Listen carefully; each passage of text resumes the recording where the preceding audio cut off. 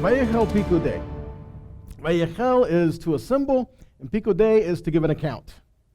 So in this Torah portion, we're getting ready to close out this book and getting ready to enter into the next, right? Where we're closing out the book of Shemot, closing out the book of Exodus, and we're getting ready to learn about protocol and holiness next week, right? Because we're getting into the new book. So what we're learning here is vayakhel pekudei, to assemble and to give an account. We know that there is a day coming when all the great and small will assemble before the Lord our God, and we will all have to give an account of where we've lived our life. Amen? And so this is kind of representing what is happening. Moshe was given instructions for the tabernacle, and when he was given the instruction, he had to relay that, and then they all had to bring all these pieces and parts back to Moshe, and then they had to say, is this proper? Is this the way it's supposed to be designed? And Moshe had to give an account of everything that was done, that it was done in order, and that it was done, that it fit together in the way that it was supposed to. Okay? So now, vayakhel pekudei, the first thing before he had to give an account of all these things was the assembling part. Kind of ironic, isn't it? That we're currently, I mean, at the time we're going through this right now, we've got all the stuff with the COVID-19 and everything, right? And everyone's like, social distancing, stay away from everybody and keep away and do all these, and limiting the gatherings and everything, which I understand precaution, guys. I'm not really saying anything about precaution, but, we shouldn't also generate that fear that's there, To take precautions is not fear, but we shouldn't be afraid for anything. Anyway, not getting into all that. But the point of it being, there's always something to try to keep you from gathering. There's always something to try to keep you away from coming in with the assembly.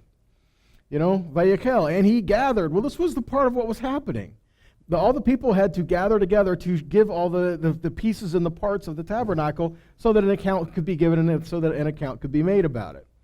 All right? And so this gathering is crucial to our faith. Because what are we told through the scriptures?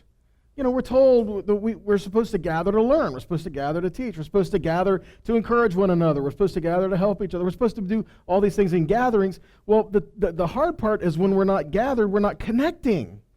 It's kind of funny because we have all these things today with social media and the smartphones and all these other things, but we're still disconnected. It's like, well, we're all these great things so that we can be connected. We're not connected. We're still disconnected. And that's something that we should try to work above, to try to be better than that. But this is also why we're told in the scripture, at least once a week, there was a gathering of the people together. And so when we're gathering together, it's to help us be reminded of who the God that we serve is and who our brothers are. Because we can lose sight of that just with the busyness of life. Okay? So this gathering, one of the things with the adversary, one of the biggest devices of the adversary is to remove you from the camp. And if he can remove you from the camp, it's one thing if someone was put outside the camp because they were unclean or something like that, but if someone was to remove themselves from the camp, that means, like they walked away, they left. Well, where's their sustenance there? Where's the supply? Where's the helping to meet what they need spiritually? Helps and learning to focus on what's at the center of the camp. Well, the tabernacle. And it's important to have that at the center of the camp, because if it's not at the center of the camp, then really everything else we're doing is in vain anyway. So we've got to keep our focus toward His presence in our midst always. But sometimes we get busy with life, and we get busy with the things that are there, and we need to come back to refocus. And that's what Shabbat is for. Interesting that when we get into this portion, and we're talking about building the tabernacle, building the Mishkan, he talks about Shabbat again. Interesting that before the sin of the golden calf and right after the sin of the golden calf, you hear about the importance of Shabbat. Why? Because it's designed that way. Because it's designed to keep us together so we focus on what we're supposed to be focused on so that we don't forget. Because if we're not constantly being reminded of what's important, we'll make something else more important, i.e. golden calf. Okay? So, you ready to get into it? Vayakhel is where we're at. Vayakhel. So what is the purpose of our gathering together? And that's the key thing. Exodus 35:1 reads, "And Moshe gathered together all the congregation of the sons of Israel, and he said to them, these are the words which Yahweh has commanded that you should do them." First off, these things, they're not suggestions. And what did he command? Well, we'll get back into that in a minute, okay? Because we know that he already said he wanted to build a tabernacle in their midst so that he could dwell with them, among them, within them, right? But he said, before you even start construction on this, I don't want you to lose sight of what's important. What was important? I thought building the tabernacle was important. Well, it was. But if they're building the tabernacle and violating Shabbat, then they're missing the purpose for having the tabernacle there. See? So we'll get into that in a minute. So the purpose of their gathering together, and this is vayakhel, is the word that's used here. Vayakhel Moshe et kol adat b'nei Israel. So vayakhel is to gather, to assemble. What was the purpose of this gathering together? To remind the people of what Yahweh has commanded for them, of what Yah has established for them, of his heart and his will and his intention for the people, right? Remind them of covenant, to remind them of his desires and how to walk in his ways. Exodus 32:1. Let's compare and contrast this. "And the people saw that Moses delayed to come down from the mountain, and the people gathered themselves together to Aaron." So we find that Moshe gathered all the people together to draw attention to the Father, right? Well, the people gathered themselves together and came to Aaron to what end? Golden calf. See, what was the purpose of their gathering? Because here, it's the same word that's used there, vayakhel ha'am al Aharon. So the same word is used here, vayakhel, to assemble and to gather. But what was the purpose and what was the intent? Can you gather for something that is not what the Father wants? So it's not just unity we're looking for, is it? So you can be united for the wrong thing. Think Tower of Babel. So it's our unity that needs to be focused towards the Father. It needs to be focused towards his desire and what he wants for us. Because when we gather together, we're going to have to give an account, much like it was here. You gather them together to say, these are the things that Yahweh desires for you, and then they had to bring all these pieces back together. And even then, all the pieces had to be assembled and brought back together. I kind of like the idea of the tabernacle all being brought together and assembled. It reminds me of the dry bones. You know, all being brought in together and all the pieces and parts being assembled and fitting together perfectly to be established as one in their midst. It's a beautiful picture. So what is the purpose of our gathering together? In Exodus 32, it was, make us Elohim. And that's the word they used. They said, make us Elohim. Make us Elohim that will go before us. As for Moses, this man that brought us out of the land of Egypt, we don't know what's become of him. Well, in Exodus 35, it says, these are the words which Yahweh has commanded that you should do them. It's kind of a big difference between the two, isn't it? And that's the point. When we gather, it should be gathering around the heart of the Father, which is what Moshe was telling us. We shouldn't be gathering around saying, well, we don't quite know where this is going, or we don't quite know what this is looking like, or there's a lot of uncertainty here. We better make something that we know and are familiar with. Let's make a golden calf. See, don't go down that road, right? It's easy for us to do, isn't it? It's easy to fall into those mindsets, but that's what the Father's calling us above. So is our purpose to follow our own instincts, our own ways, our own agendas in creating ways to prove ourselves right?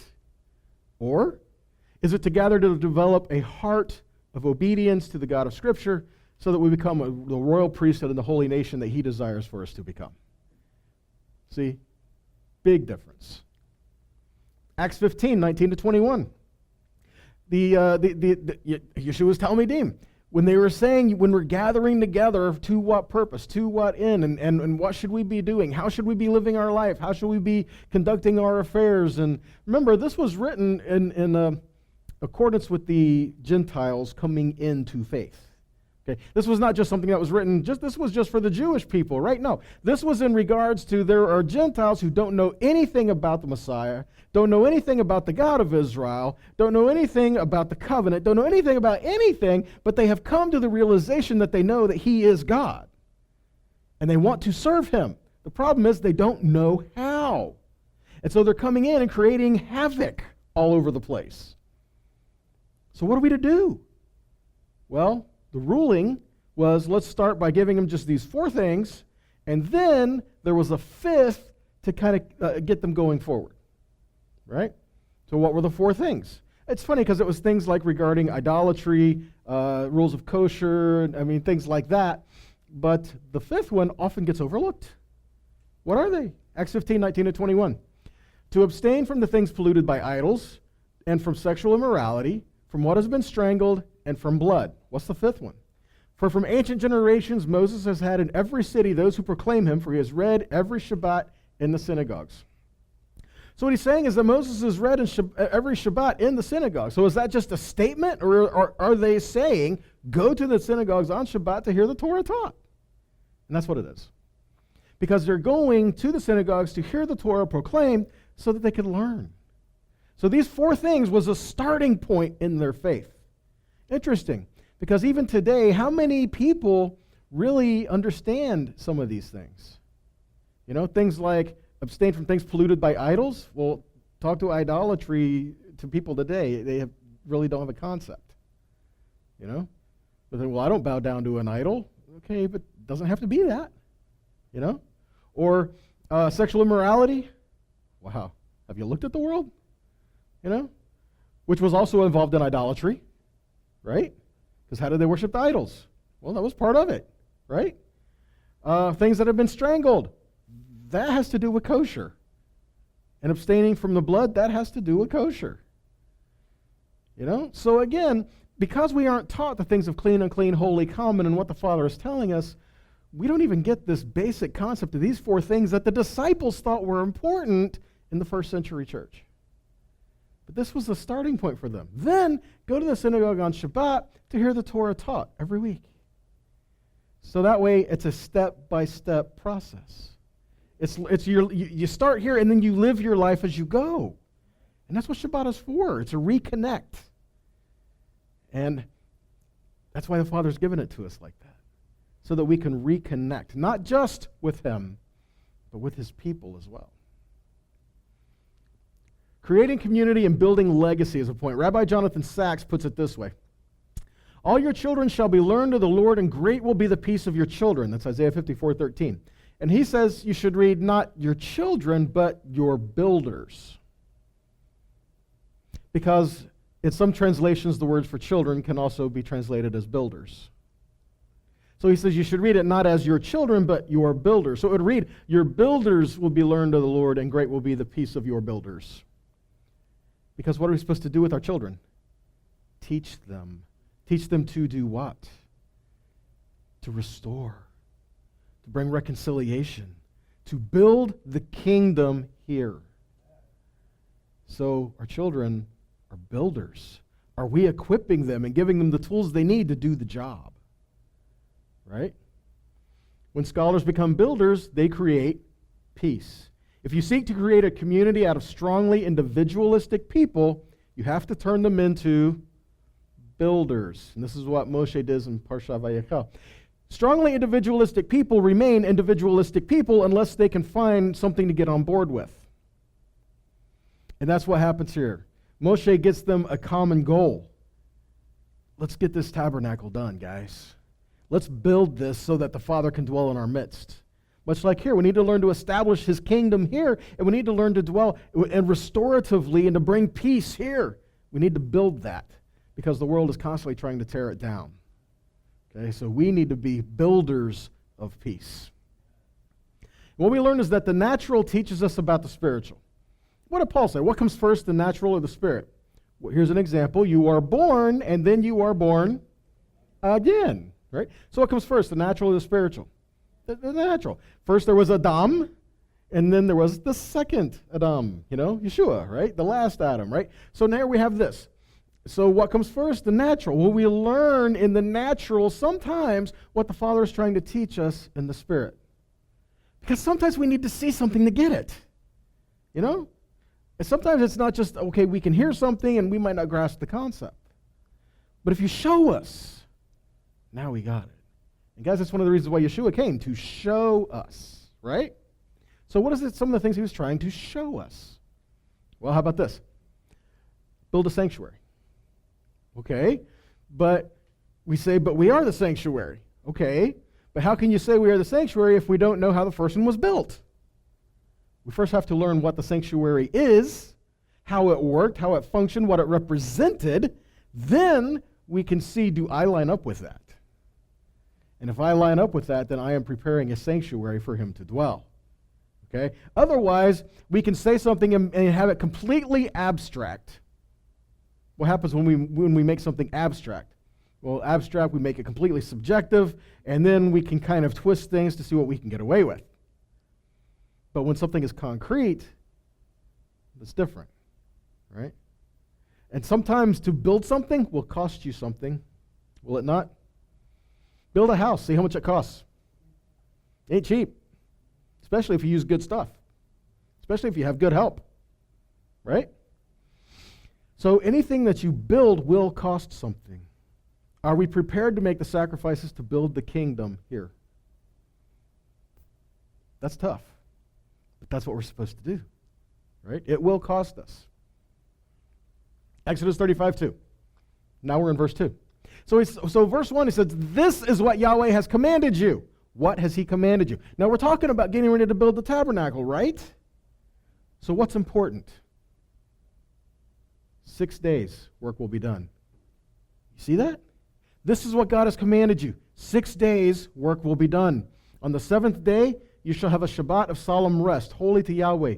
Whoever does any work on it shall be put to death. You shall kindle no fire in your dwelling places on the Sabbath day. So he says, even in the building of the tabernacle, a place for him to dwell, work on it 6 days.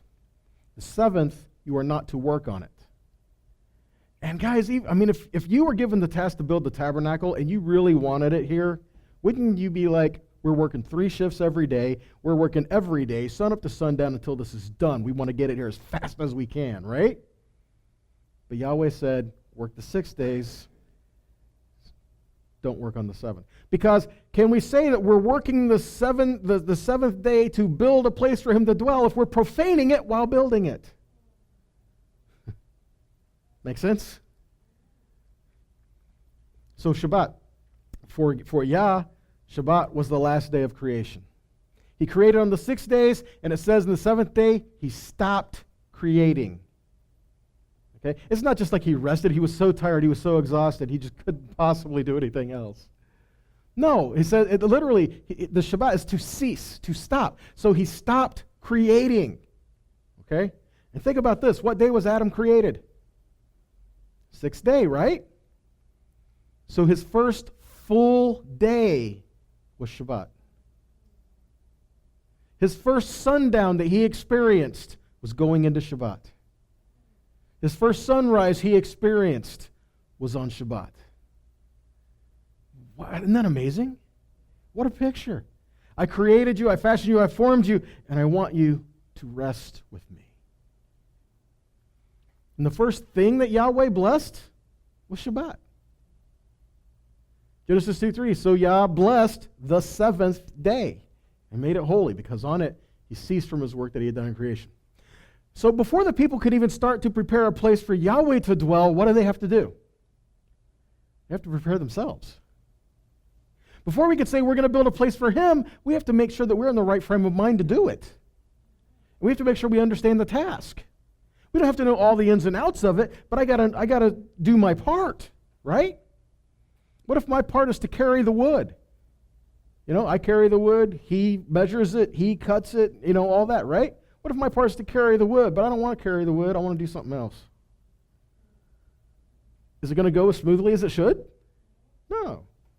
So before we can really build a place for him to dwell, we first have to make sure that we are prepared to do that. Which means, are we willing to do what's being asked of us, or do we want to do someone else's job?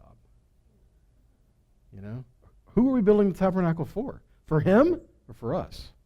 Are we building his house or ours? Are we preparing a place for him to dwell, or are we trying to occupy a space where we can put him in a box to make him our idol?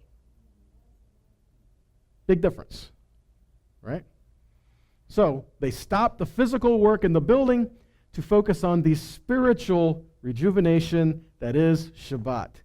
To cease the physical work and to enter into Shabbat is part of building his house. It's part of building his kingdom, and part of building his people. Haggai 1, 7 through 10. Thus says Yahweh Sabaoth, consider your ways. Go up to the hills and bring the wood and build the house that I may take pleasure in it, that I may be glorified, says Yahweh. You looked for much, and behold, it came to little, and when you brought it home, I blew it away. Why, declares Yahweh Sabaoth? Because of my house that lies in ruins, while each of you busies himself with his own house. Therefore, the heavens above you have withheld the dew, and the earth has withheld its produce. What he's saying is that the house of Yah lay in ruins, and the people were in no hurry to restore it. His house was laying in pieces, tore up. And the people were more concerned about rebuilding their own homes than building a place for Yah to dwell in their midst. What would you rather have? You know? I think first things first, right? What's the most important thing? Make sure that we are preparing a place as a holy people.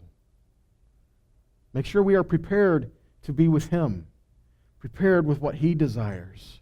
Prepared for His ways. Talk about being prepared. Talk about the 10 virgins. 5 wise, 5 foolish, right?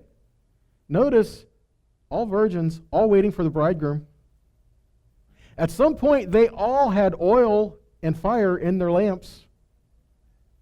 Because when the time came and it says the bridegroom is coming, go out to meet him, it says they got up and they trimmed, and then the 5 had extra oil. And then the other 5 said, not just we have no oil, it said our lamps are going out and we don't have any more oil. So at some point they had fire, they had oil, they had it, they lost it. They weren't prepared. And so what the Father is telling us, if we truly desire Him within us, we have to prepare to be a place where He can dwell. And I'm not just talking about the tabernacle. I'm not just talking about the temple. I'm talking about, is your heart really surrendered to Him? Are you really giving yourself to Him and preparing that place for Him to dwell? Or do we have idols in the sanctuary? We'll get rid of them so that we can make that place clean and a good place for Him to be. Shabbat belongs to a category of mitzvot called edut. Edut is the word for testimony. Now think about this.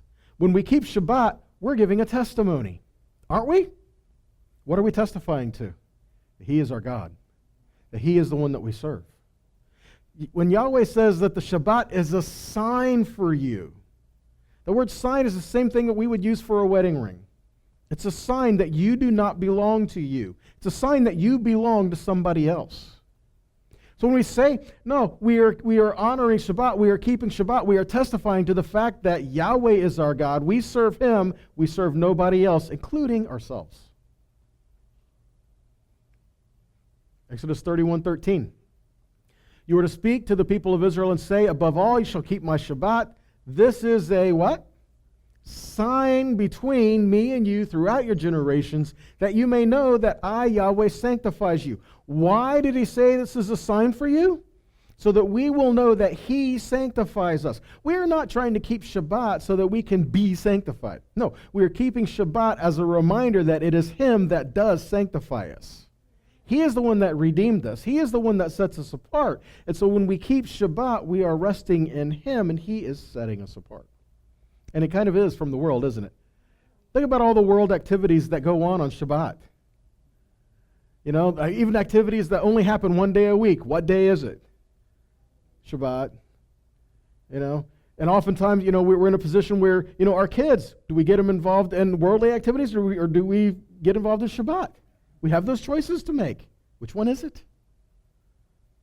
You know, the Shabbat is a sign that you don't belong to you.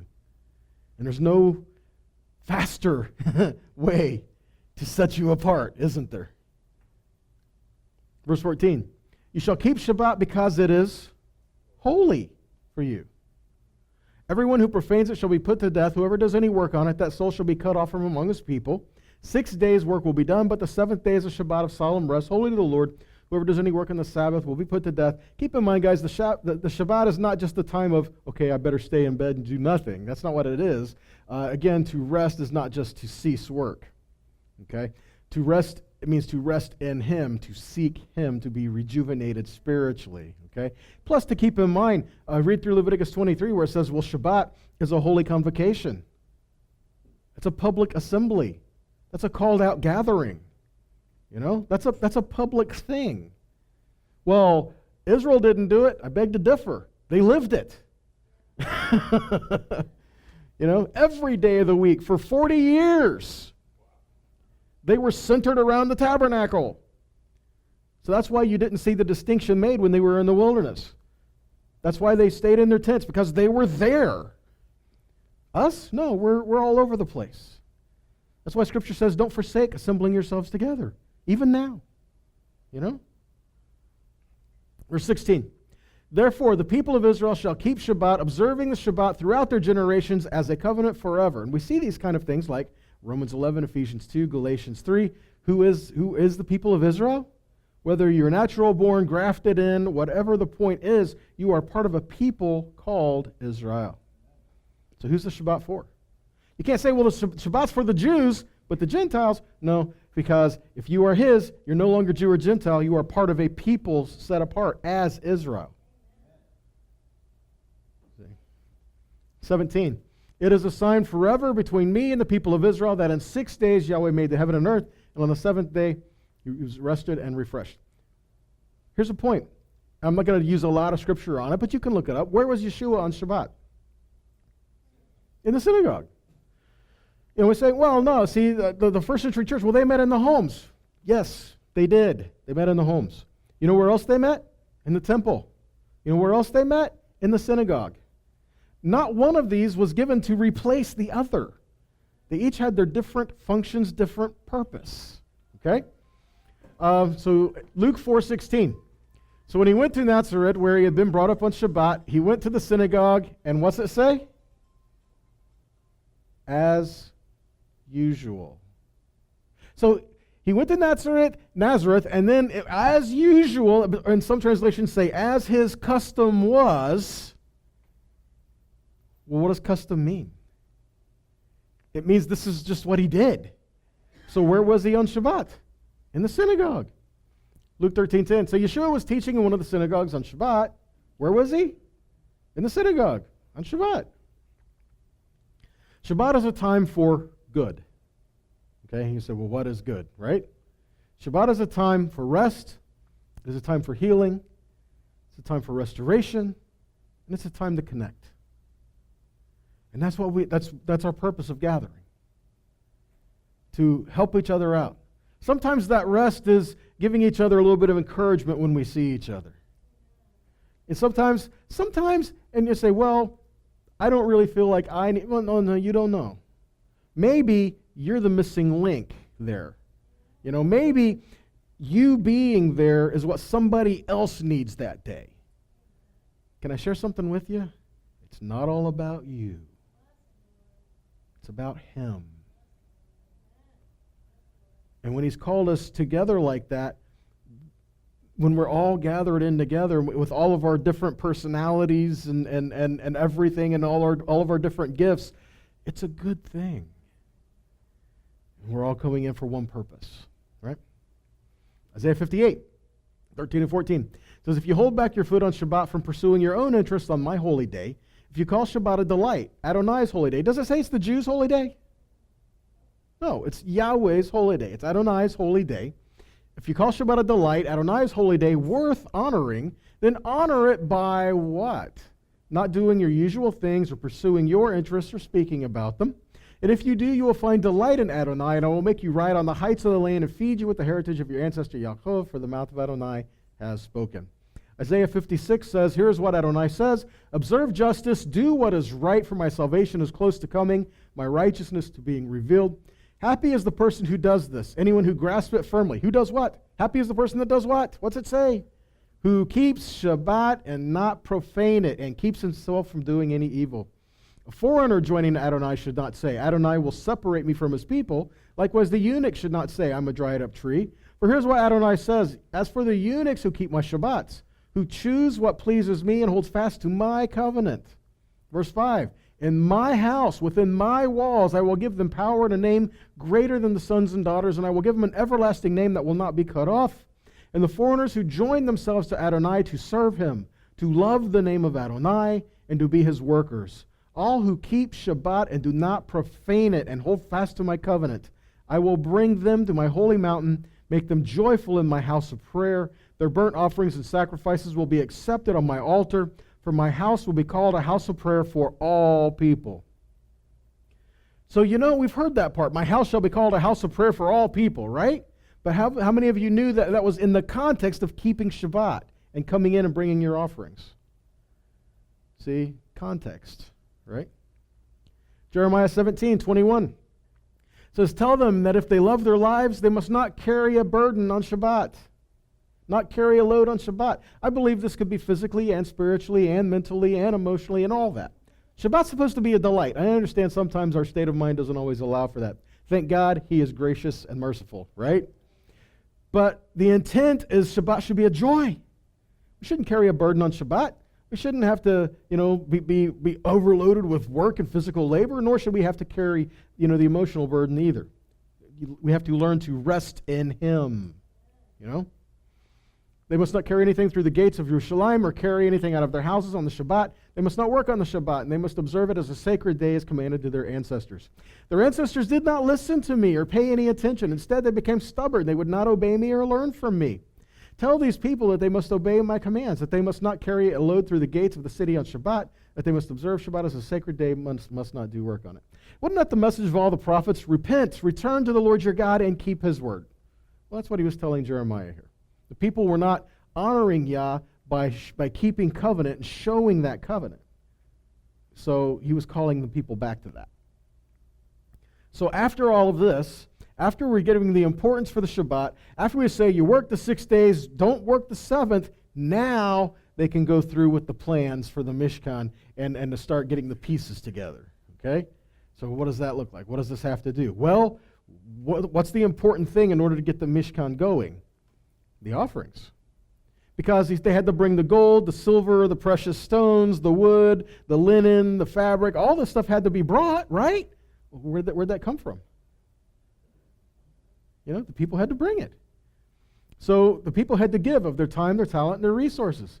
And we read about the plan for the Mishkan, Terumah, right? And the half shekel, where was the half shekel collected from? All the men from 20 and up, as given as an atonement. The silver that was given for that was used for the hooks and the sockets to help hold the tabernacle together. Interesting that the things that you're giving and holding is to help hold the tabernacle together. The golden calf was collected from your personal possessions. Think about that. The golden calf, Aaron didn't just take, all this stuff was given for the tabernacle, and now we're going to take the stuff that was given for the tabernacle to make the golden calf. No, all the stuff, the golden calf was made from the people's personal possessions. They gave to have the golden calf made. The question is, what are we giving to? Are we giving to help build the kingdom? Are we giving to help build a place for him to dwell? Are we giving to help build what he desires? Or are we giving to build a golden calf? Again, so they have to learn. So Moshe put the need before the people. He said, these are the things that we need. And then it says, they came. So Moshe put the need before the people, and then all the people dispersed. They went back to their homes, tents, and then they came. So you say, well, who gave for the tabernacle? Well, everybody did. Not really. Everyone could have had a role and a part in it, but who were the ones that gave? Exodus 35:20. So then the whole community of the people of Israel withdrew from Moshe's presence. Who? The whole community of people of Israel. So this was Israel. He was addressing all Israel that went. And then they came. Who was they? Those whose heart stirred him and everyone whose spirit made him willing. Notice that wasn't the whole community. Isn't it the way it is? It was there are people who saw the importance and the need and the desire to have this established in their midst, and there's those who didn't. Fortunately, the ones who saw the need for it was for the benefit of the entire nation. Even if the people who didn't see the benefit of it still benefited from it because Yahweh was there. But just to bring the point out. So they brought Adonai's offering of the work of the tent of meeting and the service in it and the holy garments. Both men and women came, as many as had willing hearts, and they brought the nose rings, the earrings, the signet rings, the belts, all kinds of gold jewelry, and everyone bringing an offering of gold to Adonai. 1 Chronicles 29, 9 and 10. The people were filled with joy because they had given willingly, wholeheartedly. They had given willingly to Adonai, and David the king too was completely filled with joy as he blessed Adonai before the entire community. Blessed be you, Adonai, the God of Israel, our Father, forever and ever. If we're pleasing him, then it's joyful to us, isn't it? 3 John 1, 5 through 8. Dear friend, you're being faithful to God when you care for the traveling teachers who pass through, even though they're strangers to you. They have told the church here of your loving friendship. Please continue providing for such teachers in a manner that pleases God. For they are traveling for the Lord, and they accept nothing from the people who are not believers. So we ourselves should support them so that we can be their partners as they teach the truth. 2 Corinthians 9, 5. So I thought it necessary to urge the brothers to go on ahead of you to arrange in advance for the gift you have promised, so that it may be ready as a willing gift, not as an exaction. The point is this: whoever sows sparingly will also reap sparingly. Whoever sows bountifully will also reap bountifully. Each one must give as what? As he has decided in his heart. It's up to you what you're going to do with that. You know? Each one is to give as he has decided in his heart, not reluctantly or under compulsion, for God loves a cheerful giver. As God is able to make all grace abound to you, so that having all sufficiency in all things at all times you may abound in every good work. As it is written, he has distributed freely, he has given to the poor, his righteousness endures forever. He who supplies seed to the sower and bread for food will supply and multiply your seed for sowing and increase the harvest for your righteousness. Notice work. You see that? So he will give you the means to keep doing the work. He doesn't just give you what you say you need. He gives you the means to work to get what you need. Think about this. When they plant the field and they harvest the field, they leave the corners. Why? So that those who don't have can go get it. But they still have to go get it. When God gave manna in the wilderness, did he drop an omer for each person at the door of their tent? No. They each had to go out and collect what they needed and then prepare it. But it was there. Okay?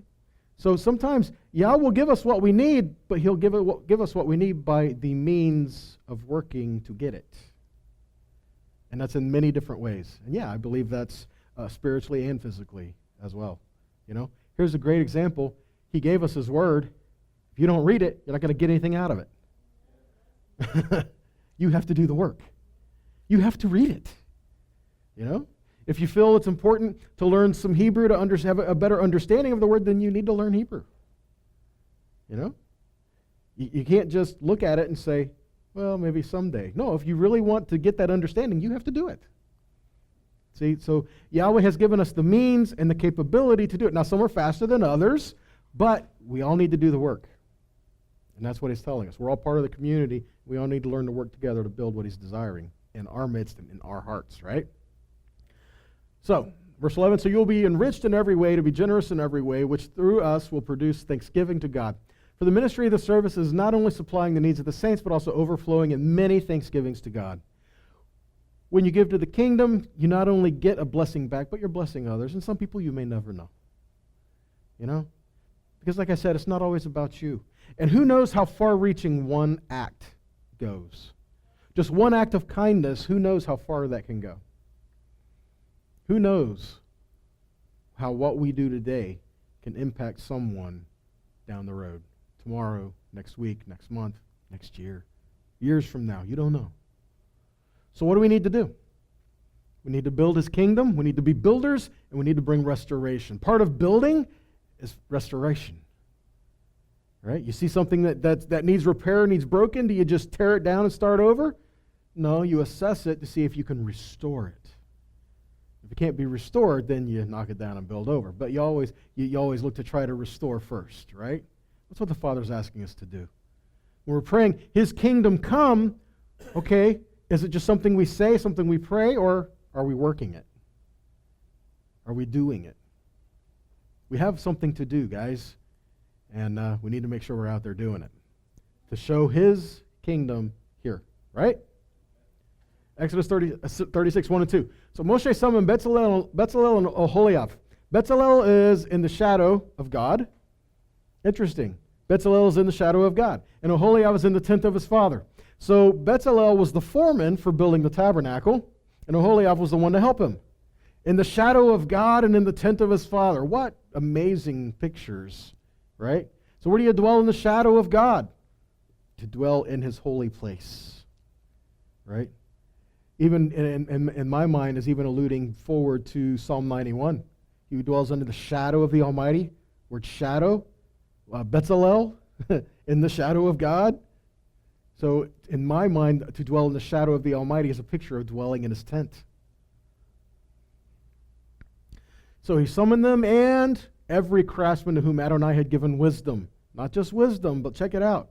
He has filled him with the Spirit of God, with skill and intelligence, with knowledge and craftsmanship, and has inspired him and filled him with skill to do every sort of work. We have wisdom, knowledge, and understanding all working together with the people who are building the tabernacle, all marks of a person in whom the Spirit of God fills. Filled with his Spirit, they accomplished his work. Hosea 14:9, whoever is wise, let him understand these things. Whoever is discerning, let him know them. For the ways of Yahweh are right, and the upright do what? Walk in them, but transgressors stumble in them. He doesn't say that his ways change for each individual. He says the upright walk in his ways, but transgressors stumble in his ways. So what's the answer? Learn to walk in his ways. And again, that goes back to building. It's a step-by-step process, right? So in everyone whose heart stirred him came to take part in the work. So what we find here is that the whole community come together in unity to see the completed work of the tabernacle. Even though they may not have all had equal contribution, but they all saw the work finished. And I guarantee once it was done, they saw the relevance of it being in their midst, right? Exodus 40:30. And he set the laver between the tent of the congregation and the altar, and he put the water there to wash withal. And Moses and Aaron and his sons washed their hands and their feet. And when they went to the tent of the congregation, and when they came near the altar, they washed as the Lord commanded Moses.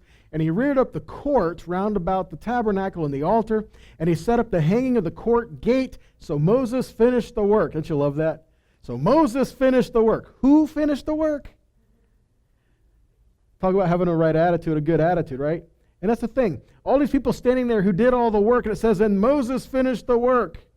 Did they really care who got the credit for it as long as it was done? Moses had to oversee it, didn't he? It was all brought to him, and he had to give an account for it. Is this what was seen? Yes, it was. Now let's assemble it. So yeah, Moses did complete the work. He did oversee it. But what was the last thing put in place that made the work complete? The courtyard. Because it goes through, and see, the mikvah, and then they set up the courtyard, then it was finished. So why does the courtyard complete the work? Why did the courtyard complete the tabernacle? Before the courtyard was placed, the Mishkan was completely open.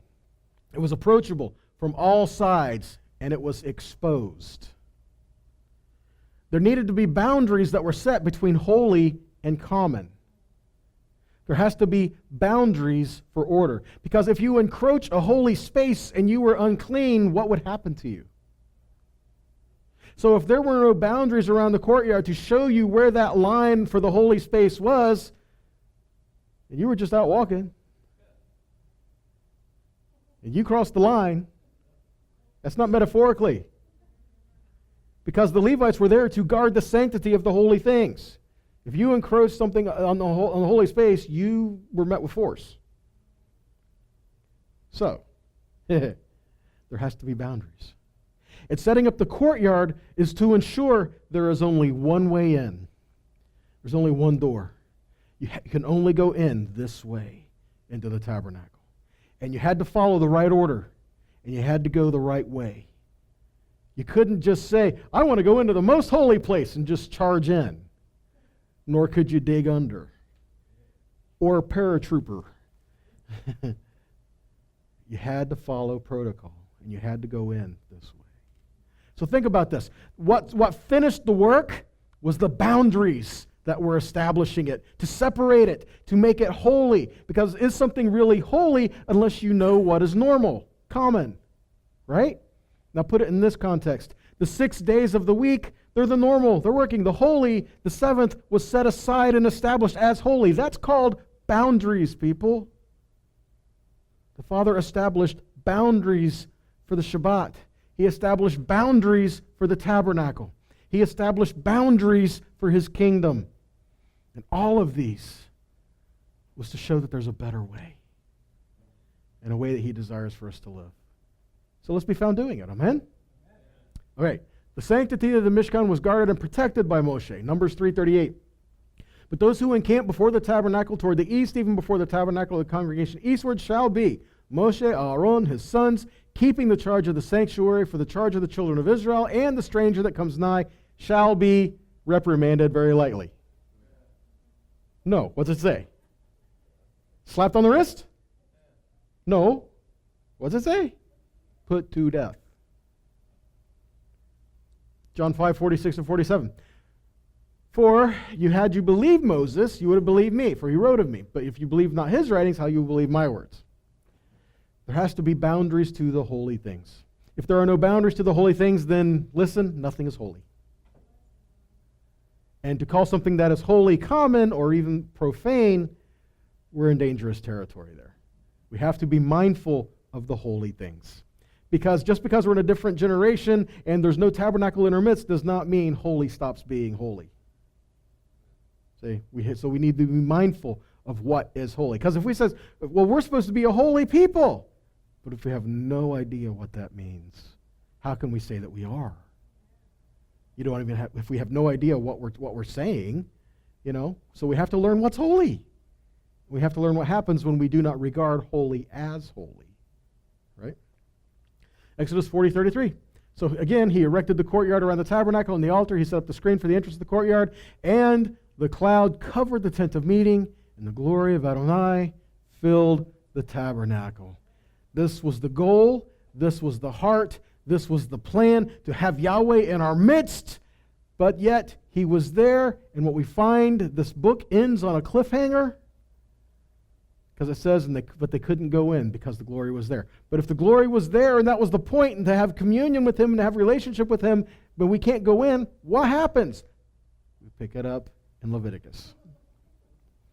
Because the Vayikra is all about drawing near to the presence of a holy God, and what is holy, and what is your role in that?